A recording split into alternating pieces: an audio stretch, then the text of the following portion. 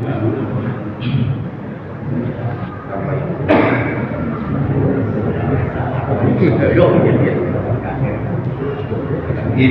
hamdalillah nahmaduhu wa nasta'inuhu wa nastaghfiruh wa na'udzu billahi min syururi anfusina wa min sayyiati a'malina. May yahdihillahu fala mudhillalah wa may yudhlil fala hadiyalah. Asyhadu an la ilaha illallah wahdahu la syarikalah wa asyhadu anna Muhammadan abduhu wa rasuluhu amma ba'du. Hadirin hadirat ikhwati iman rahimakumullah. Alhamdulillah pada malam ini Ahad malam Senin yang ketiga di bulan September, kita semua diberikan kekuatan dan kemampuan oleh Allah Rabbul Alamin untuk menghadiri kajian rutin di Masjid Al-Muhajirin yang kita cintai. Mudah-mudahan kajian yang kita lakukan secara rutin ini menjadi wasilah untuk meningkatkan ilmu yang bermanfaat, menguatkan iman dan takwa kita kepada Allah Rabbul Alamin. Malam ini malam ketiga seperti yang sudah kita agendakan, pembahasan kita tentang akidah Islam dan rukun iman. Akidah Islam itu lebih luas daripada rukun iman, tapi rukun iman merupakan inti dari akidah Islam. Dan pada pekan ketiga bulan yang lalu kita sudah atau sedang membahas rukun iman yang keempat, yaitu iman kepada para nabi dan para rasul. Ini kita sebutkan dua-duanya, para nabi dan para rasul. Ada perbedaan ya antara nabi dan rasul yang sudah kita jelaskan. Yang jelas bahwa setiap rasul itu adalah nabi ya. Tapi kalau nabi belum tentu rasul. Jumlah para nabi tentu lebih banyak daripada jumlah para rasul. Di dalam beberapa hadis disebutkan jumlahnya itu 124.000 nabi. Nah, di antaranya 313 orang adalah termasuk rasul. Cuman ingin saya tambahkan bahwa hadis-hadis yang menjelaskan jumlah itu ternyata hadis-hadisnya tidak ada yang sahih. Itu dhaif, ya, lemah. Nah, dengan kelemahan itu maka sebagian ulama mengatakan jumlahnya tidak bisa dipastikan. Yang jelas jumlah para nabi lebih banyak daripada jumlah para rasul. Dan menurut Al-Quran bahwa setiap kelompok manusia itu pasti ada nabi yang diutus kepada mereka. Dimanapun ada manusia, sekelompok orang, maka Allah akan mengutus seorang nabi atau seorang rasul. Nah, kemudian hal yang perlu kita garis bawahi, Al-Quran hanya menyebutkan 25 ya nama nabi-nabi dan rasul-rasul yang itu harus kita kenal. Beda apa antara hafal dengan kenal? Ya, kalau hafal lebih bagus ya. 25 nabi dalam Al-Quran dengan urutan yang sudah jelas dari segi masanya. Saya tidak akan bertanya bapak-bapak menyebutkan 25 itu ya, karena saya percaya ya percaya saja, punya banyak yang sudah lupa lagi. Nah, kebetulan cucu saya Pak itu 2 tahun 9 bulan itu hafal tuh 25 nabi rasul urutannya dari Adam, Idris, Nuh, Hud, Soleh, Ibrahim, Lut, Ismail sampai Muhammad. Kalau biar cepat langsung terakhir ya. Nama kalau disebut habis itu hafal. Itu hafal. Ya, saya maklum itu masih anak-anak ya. Nah, kalau bapak tidak hafal karena mungkin sudah bukan anak-anak lagi, sehingga wajar kalau sampai tidak hafal. Ya, artinya lupa, bukan tidak hafal ya. Tapi yang penting itu bukan hafalnya, kenal. Jadi ketika disebutkan nama mereka, kita kenal itu adalah nabi rasul. Misalkan kita sebut Harun, wah itu nama nabi. Zakaria nabi, yang jarang dikenal Zulkifli itu nabi. Ilyasa itu nabi, Ilyas itu nabi pasti ya. Tapi kalau misalkan Agus itu bukan nabi, ya itu mah pengurus TKM di sini. Pak Asep jelas kameramen ya. Pak Edi itu adalah aktivis yang rajin. Itu bukan nabi Pak. Jadi minimal kita kenal ketika nama disebut apakah nabi atau bukan.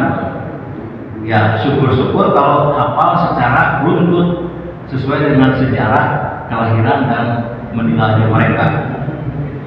Nah kemudian yang perlu juga disampaikan, ada beberapa tokoh dalam Al-Quran yang diperselisihkan apakah itu nabi atau bukan, rasul atau bukan. Misalkan Luqmanul Hakim, itu ada nama surat 31, surat Luqman. Itu Luqman itu orang yang pandai, orang yang saleh, terkenal dengan nasihatnya kepada anak-anaknya. Tapi itu diperdebatkan apakah beliau nabi atau bukan. Sebagian mengatakan nabi, sebagian mengatakan bukan. Tidak ada ketegasan kan? Yang kedua misalkan Dzulqarnain itu disebutkan dalam Al-Quran surat Al-Kahfi ya, pada bagian akhir. Apakah beliau itu nabi atau rasul? Karena beliau itu orang yang soleh, orang yang pintar, orang yang gagah berani, dan orang yang berjasa besar. Beliau itu mampu membuat benteng besar untuk menghalangi makhluk jahat namanya Ya'juj dan Ma'juj. Ya, bentengnya diperkirakan ada di daerah Azerbaijan pada Rusia. Nanti di hari kiamat benteng itu akan bobol sehingga makhluk itu akan keluar untuk merusak kehidupan. Jangan takut Pak, Bapak guru mati memang tidak akan mengalami ya, karena ketika terjadi kiamat kita sudah tidak ada di Majid lagi, sudah dikuburkan. Itu Dzulqarnain. Jadi Luqman, Dzulqarnain itu Khidir. Itu pada ayat 60-an surat Al-Kahfi disebutkan bahwa Nabi Musa bawa jada abdan min ibadina. Musa dan muridnya Yusa itu Yosua atau Yusa itu berjumpa dengan seorang hamba Allah yang soleh dan berilmu. Nggak disebutkan namanya, cuma hamba yang saleh. Nah, cuma dalam beberapa hadis yang sahih juga dalam tafsir itu namanya Khidir. Apakah itu nabi atau bukan? Ya, sebagian mengatakan nabi, sebagian bukan. Bahkan ada yang mengatakan itu nabi dan ditambahi Pak dengan kisah Khidir itu sampai sekarang masih hidup saja. Cuma tidak dikenal di mana tinggalnya. Sebab tidak punya KK dan KTP Khidir itu. Nah, cuma ada keyakinan yang agak aneh. Setiap tahun ada katanya ikut jamaah di sana di haram jamaah haji. Makanya ada orang Indonesia yang ingin berjumpa dengan Khidir berangkat haji. Itu ciri-cirinya katanya jempolnya putus Pak, jempolnya putus Khidir itu. Maka orang Indonesia tuh ada yang nyari-nyari jempol di Mekah itu, ada salaman, pas ternyata ada yang buntung jempol, Bapak Khidir ya? Bukan, saya Kadir dari Madura ternyata ya. Nah ini keliru Pak, tidak ada cerita seperti itu. Khidir, Dzulqarnain, kemudian Luqman, kemudian Uzair. Itu dalam surat At-Taubah ada orang Yahudi mengatakan Uzair ibnullah. Uzair itu anaknya Allah. Seperti orang Nasrani mengatakan Isa itu anaknya Allah kan. Tapi Uzair ini diperselisihkan apakah nabi atau bukan. Sebagian mengatakan nabi, sebagian mengatakan bukan nabi.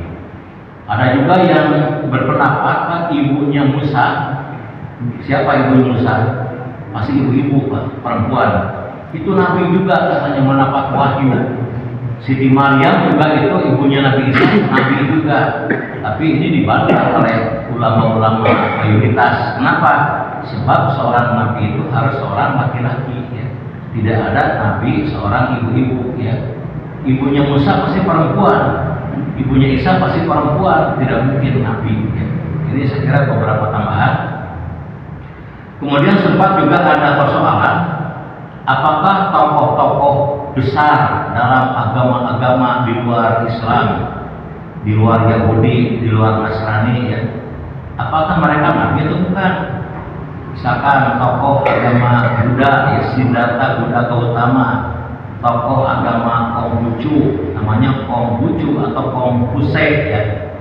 Agama Majusi itu Zoroaster atau Zarathustra. Apakah mereka itu nabi atau bukan ya? Ada yang mengatakan nabi, banyak mengatakan bukan nabi. Sekira ini beberapa persoalan ya. Yang jelas kalau kita kembali kepada Quran dan hadis ya, hanya 25 yang ditegaskan mereka itu nabi atau rasul. Nah, sisanya yang sekian ribu lagi nggak disebutkan namanya ya. Sekira ini sebagai kesimpulan dari bahasan kita pekan ketiga bulan Agustus yang lalu. Nah, malam ini saya akan melanjutkan dengan pembahasan yang berikutnya. Ini penting sekali, yaitu tugas para nabi dan para rasul. Ya, tugas para nabi dan para rasul. Ya, secara umum ya, tugas mereka itu adalah menyampaikan wahyu Allah kepada umat manusia ya. Itu jelas. Apa itu isi wahyu Allah yang diberikan kepada para nabi dan para rasul? Ternyata kalau kita simpulkan ya, kira-kira ya, secara garis besar itu ada 6 isi wahyu yang disampaikan oleh para nabi, para rasul kepada umat manusia sepanjang zaman. Yang pertama adalah memperkenalkan Tuhan yang benar kepada umat manusia. Ini saya sebut Tuhan yang benar ya, bahasa Indonesianya. Nah, tentu saja ikhwat iman rahimahumullah, masalah Tuhan ini kan masalah yang menjadi pemikiran manusia. Kalau kita membaca sejarah ya, pemikiran manusia, sejarah filsafat misalkan, sejarah peradaban, ternyata sejak zaman kuno sampai zaman sekarang, salah satu objek pemikiran yang dibicarakan itu adalah masalah Tuhan. Itu dibagi menjadi ada filsafat kuno, ada filsafat modern. Nah, sekarang ada filsafat postmodern. Jadi filsafat pada abad modern setelahnya. Itu selalu masalah ketuhanan itu dibahas dan belum selesai. Bahkan tidak akan selesai ya. Karena masalah ketuhanan kan masalah yang metafisik, masalah gaib, tidak mungkin dipecahkan oleh akal manusia yang terbatas. Kita hanya bisa memikirkan hal-hal yang bisa terlihat atau teridrok oleh indera. Yang tidak bisa dilihat indera itu tidak bisa dipastikan secara benar-benar akurat, hanya spekulatif saja. Nah, kita bagi tiga apa ya? Pertama tentang eksistensi. Adakah Tuhan? Ini kan dibahas. Sekelompok mengatakan tidak ada.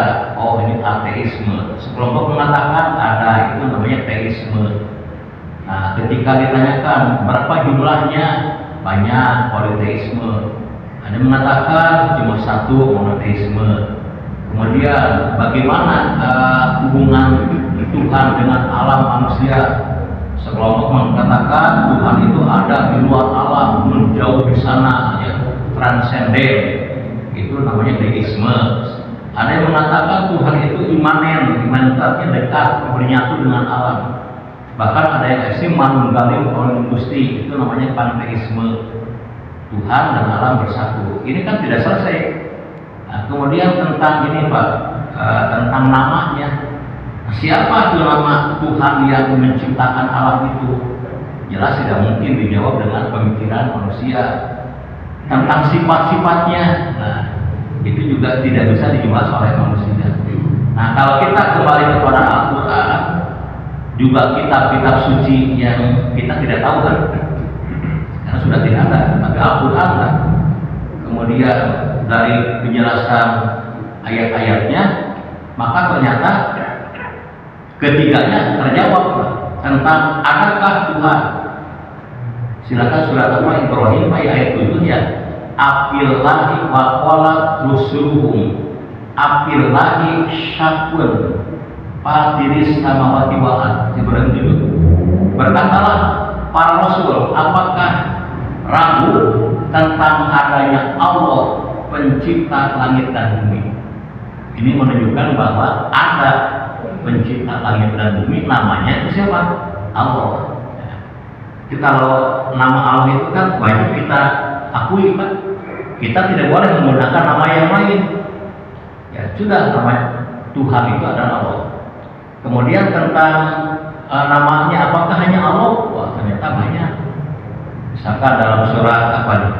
Surat Al-Hasyr, wallahul ladzi la ilaha illa huwa wal ar-Rahman ar-Rahim al-Malik al-Qudus as-Salam al-Mu'min al-Muhaimin ya. Ibu hafal misalnya itu yang 99 ya Asmaul Husna kan.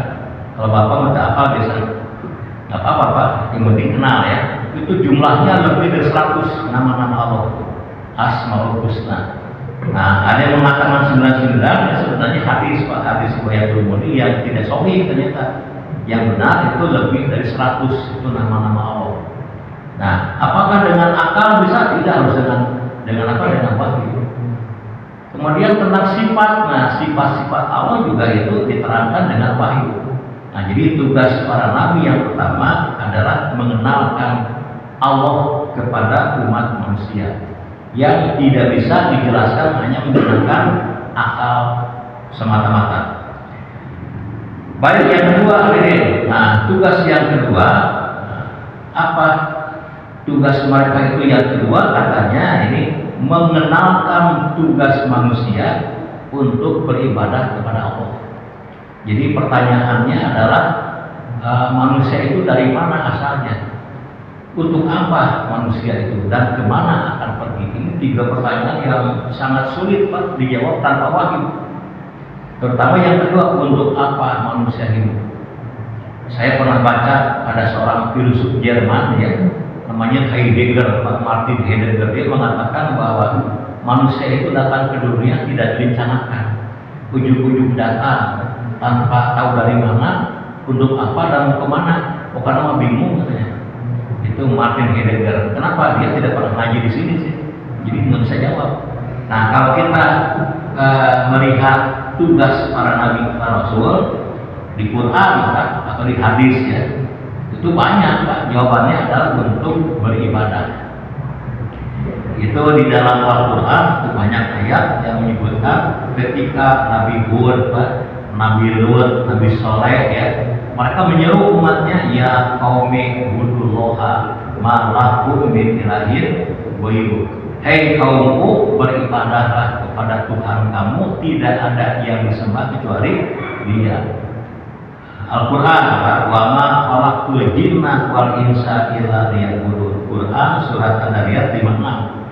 Tidaklah kami ciptakan jin dan manusia melainkan untuk beribadah kepada Allah saja. Kalau tidak menggunakan wahyu, sulit untuk menjawab untuk apa manusia itu di dunia. Apakah hanya untuk hardolin saja Pak? Dahar, ulin, dan makan dodol? Atau apa? Ternyata untuk beribadah. Hanya wahyu yang bisa memberikan jawaban yang memuaskan. Nah, kemudian juga bagaimana caranya beribadah? Jelas itu Nabi Rasul ya menjelaskan kepada umatnya masing-masing pada zamannya masing-masing. Nah, tentu saja kalau umat akhir zaman harus mengacu kepada Nabi Rasul terakhir Muhammad SAW. Baik Pak, yang ketiga nih, tugas yang ketiga apa nih? Tugas Nabi Rasul itu yang ketiga. Nah, ini ternyata memberi kabar gembira dan peringatan keras. Kabar gembira bagi orang yang menerima ajaran Nabi dan Rasul. Mereka akan mendapatkan surga, tempat yang penuh kenikmatan di akhirat kelak. Kemudian kabar ancaman, peringatan keras bagi orang-orang yang menolak ajaran Nabi Rasul. Mereka akan mendapat neraka, tempat yang penuh dengan kesengsaraan nanti di akhirat. Nah, ini masalah kabar gembira dan peringatan banyak ayatnya. Silakan Bapak lihat nanti dalam surat Al-An'am ayat 48 ya, 48 49. Wa ma nursilul mursalin illa mubasyirin wa mundirin. Tidaklah kami mengutus para rasul melainkan untuk menjadi apa? Mubasyirin, membawa kabar gembira, wa mundirin, dan memberi kabar peringatan keras bagi orang yang menolak. Apa kabar gembiranya? Nah, disebutkan Pak, paman amana wa aslaha fala khaufun alaihim wa lahum yahzanun. Siapa orang yang beriman dan mengerjakan perbuatan baik, maka tidak ada kekhawatiran dan tidak pula bersedih hati dalam kehidupan. Dalam ayat lain, wa basyiril ladzina amanu anna lahum jannatin tajri min tahtiha al-anhar. Sampaikan kabar gembira kepada orang beriman, orang beramal soleh, sesungguhnya mereka mendapatkan surga kekal di dalamnya. Innal ladzina amanu wa amilus solihati ulaika hum khairul bariyah. Jazaohum inda rabbihim jannatun tajri min tahtiha al-anhar khalidina fiha abadan. Surga kekal di dalamnya. Ini kabar gembira. Kemudian kabar peringatan, ancaman keras bagi orang yang menolak. Walladzina kadzabu bi ayatina yamassuhumul adzab bima kanu yafsukun. Adapun orang-orang yang mendustakan ayat-ayat kami, menolak ajaran para nabi, itu akan disentuh oleh azab disebabkan perbuatan mereka yang pasif, ya. Itu di surat Al-Bayyinah, innal ladzina kafaru min ahlil kitabi wal musyrikina fi nari jahannam khalidina fiha ulaika hum syarrul bariyah. Orang-orang yang kafir, ahli kitab, orang musyrik, mereka kekal dalam neraka jahanam. Itulah seburuk-buruk makhluk. Ini kabar gembira. Makanya kita baru lupa kalau tidak ada Nabi Rasul, kita tidak tahu, ya, apakah surga ada, apakah neraka itu ada. Apakah kalau kita berbuat baik akan beruntung, kalau kita berbuat jahat akan rugi, itu tidak dapat dijawab kalau tanpa wahyu. Kalau tidak ada Nabi Rasul, tidak mungkin itu semua terjawab. Maka orang-orang yang menolak wahyu, menolak Nabi Rasul, mereka itu hanya berpikir saja. Mereka tidak bisa menemukan jawaban. Tapi kita, tahu, ya, ada surga, ada neraka. Itu pilihan. Saya kira kalau saya, Pak, terus terang, ya, pendapat pribadi saya ingin ke surga kalau saya masuk. Sama. Jadi kalau beda, saling menghargai, kan bisa beda, gitu. Makanya kabar gembira itu menjadi pendorong kita untuk berbuat kebaikan, dan kabar ancaman itu pendorong kita untuk menjauh kemaksiatan. Nah, ketika kita menghadapi kebaikan, kalau kendaraan kita langsung menginjak gas, ya, gas full, ya, diinjak gas. Tapi kalau ketika menghadapi keburukan, kita injak rem, kan, berhenti. Ada kebaikan, fastabiqul khairat, segeralah berbuat kebaikan. Keburukan, ya, wala tattabi khutuwati syaitan, jangan ikuti langkah-langkah syaitan. Kenapa? Karena kita mendapat ada kabar gembira, ada kabar peringatan. Dan ini harus dipilih, Pak. Janganlah kayak orang yang mentanggelam, jangan, sekarang tegas. Pilih mana, kan? Jangan dipikirkan, nanti aja lah. Butuh waktu mikirnya, butuh waktu segala, apa, ya, tegas, Pak, ya. Ini yang keenam. Yang kelima, yang ketiga, maaf, jadi macam itu, ya.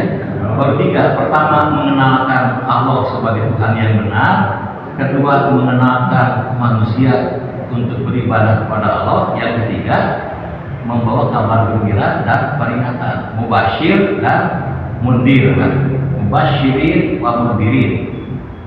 Yang keempat, apa tugas mereka yang keempat?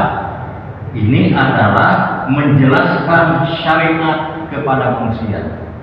Apa itu syariat? Itu satu jalan, kan? Merupakan hukum Allah untuk umat manusia.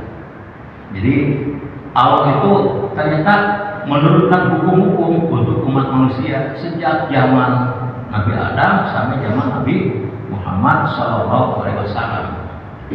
Ini masalah hukum ini kan penting buat manusia. Hukum itu kan aturan aturan hidup manusia. Manusia ingin hidup tentram, ingin damai, ingin tertib, butuh hukum yang mengaturnya. Persoalannya, siapa yang berhak membuat hukum? Kalau hukum dibuat oleh manusia, jelas Pak, ini akan banyak kekurangan. Kenapa? Manusia akan membuat hukum untuk dirinya, akan subjektif, akan mementingkan dirinya. Nah, siapa yang berhak membuat hukum adalah yang membuat manusia, yang paling tahu tentang manusia, tentu pembuat manusia. Siapa yang paling tahu tentang gehu? Tentu pembuat gehu. Siapa yang paling tahu tentang roti? Tukang roti. Nah, siapa yang paling tahu tentang manusia? Kekuatan manusia, kelemahan manusia, potensi manusia, kemudian karakter manusia, kebutuhan manusia, tentu penciptanya. Maka yang berhak membuat hukum adalah pencipta manusia. Ini alur logikanya Pak. Jadi pentingnya syariat dari Allah untuk manusia. Itu di dalam Al-Quran banyak ayat-ayat yang menjelaskan Allah itu memberikan hukum bagi umat manusia. Nah, sehingga kalau manusia itu melaksanakan hukum-hukum Allah, dia akan mendapatkan kehidupan yang baik. Kalau meninggalkan, dia akan mendapat kehidupan yang buruk. Misalkan ada ayat yang mengatakan, Pak, paman tabi'a hudaya fala khaufun alaihim walahum yahzanun. Siapa yang mengikuti petunjukku, ya betul hukum syariat, maka tidak ada kekhawatiran, tidak ada ketakutan. Wa man aqrada an dzikri fa innahu ma'isyatan dhanka. Siapa yang berpaling dari peringatanku, maka dia mendapatkan kehidupan yang sempit, yang sumpek, yang susah. Ya. Ini surat Toha 124. Itu yang keempat. Nah, baik yang kelima ini. Nah, tugas Nabi Rasul yang kelima itu adalah untuk menjadi teladan, uswatun hasanah. Ya, tentu saja hadirin, manusia itu kan ingin jadi manusia yang baik. Nah, siapa manusia terbaik? Apakah itu Isaac Newton? Apakah Bonaparte? Apakah Hitler? Atau siapa lagi Pak? Ahmad Sahroni? Atau Equatorial? Socrates, Plato, Aristoteles Pak? Atau siapa tuh manusia yang paling baik sedunia itu? Ini sepanjang sejarah tuh tidak ada yang mengakui.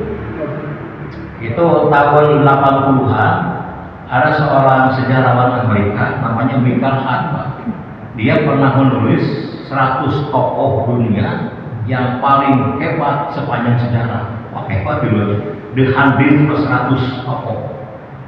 Itu orang Amerika, Michael Hart itu sejarawan. Dia mengumpulkan biografi orang-orang hebat sedunia dari zaman Yunani kuno, India kuno, Mesir sampai zaman modern sekarang, postmodern. Ternyata Michael Hart itu menemukan orang yang paling hebat itu ternyata Muhammad. Nah, dia tuh orang kafir kan, orang bukan muslim, tapi dengan kejujuran ilmiahnya secara objektif dia menjatuhkan pilihan kepada Muhammad.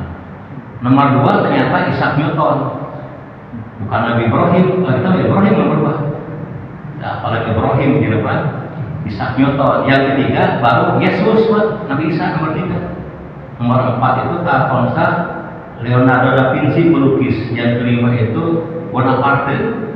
Apa mana sekarang disebutkan Pak? Untuk Pak jauh Pak. Sekian ribu mungkin ya. Nah ini, jadi itu kan pendekatan ilmiah.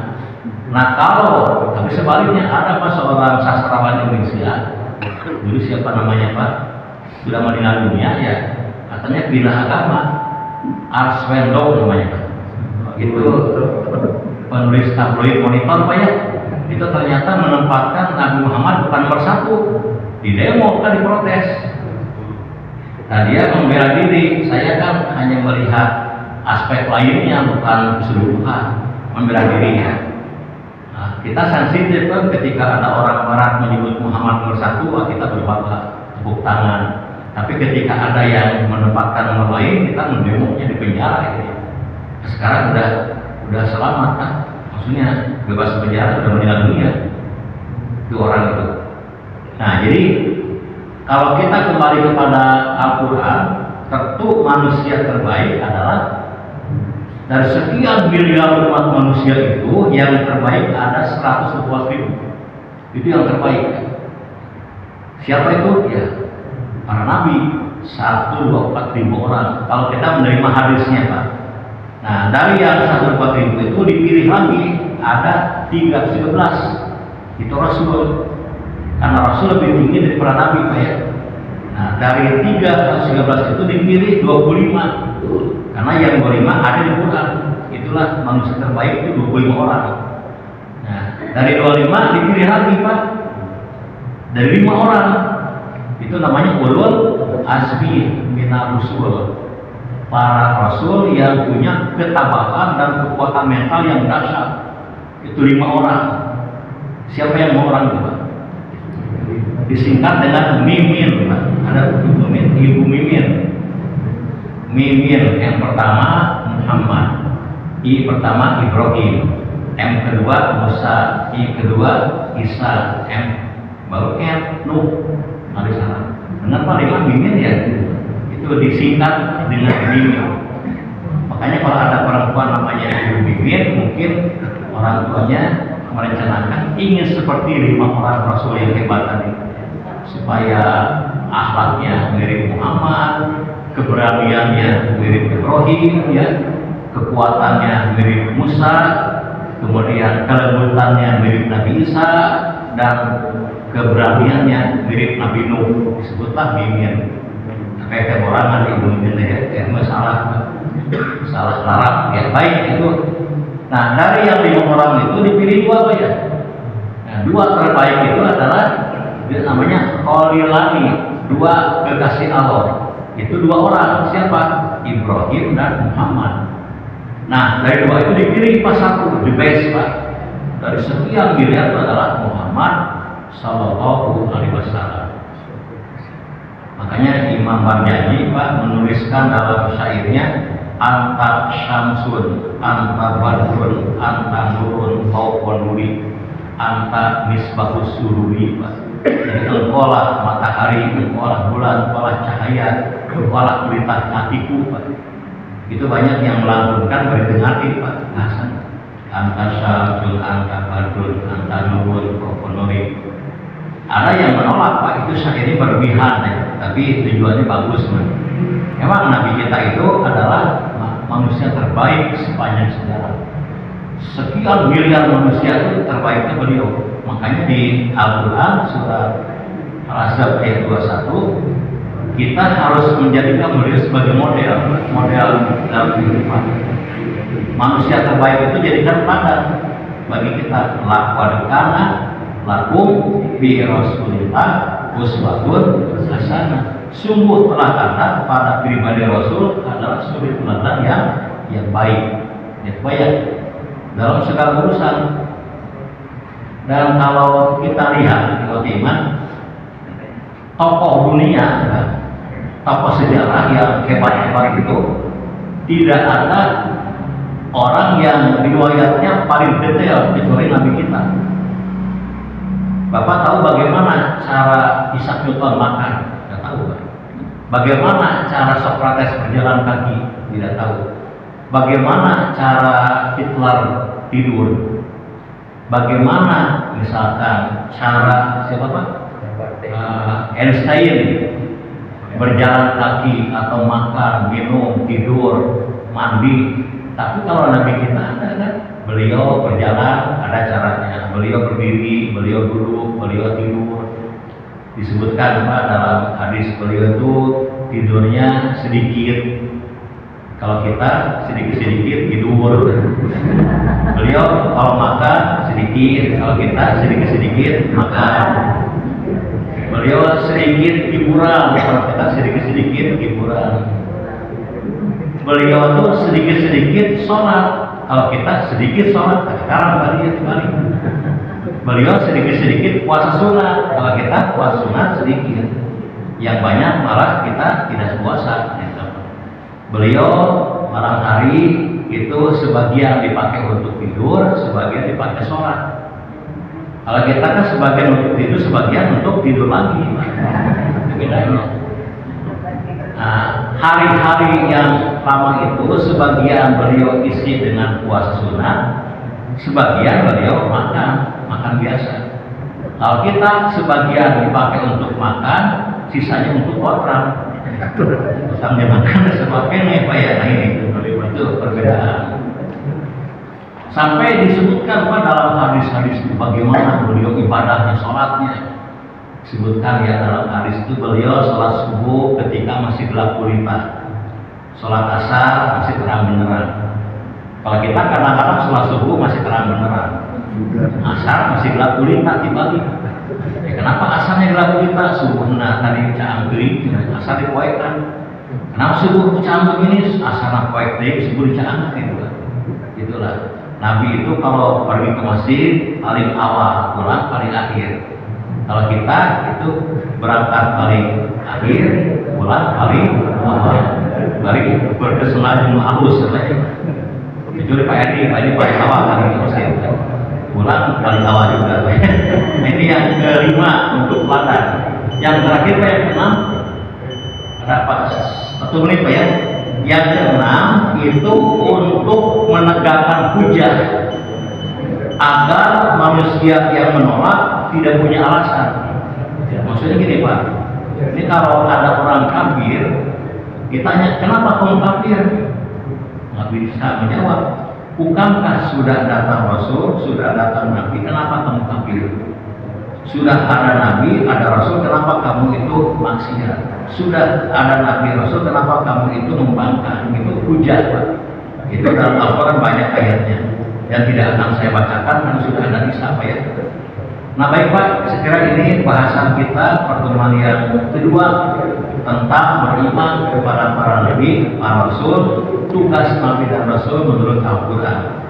Insya Allah ini masih ada pembahasan yang berikutnya pada pekan ketiga bulan depan akan kita lanjutkan. Demikian semoga bermanfaat. Alhamdulillahirobbilalamin. Assalamualaikum warahmatullahi wabarakatuh.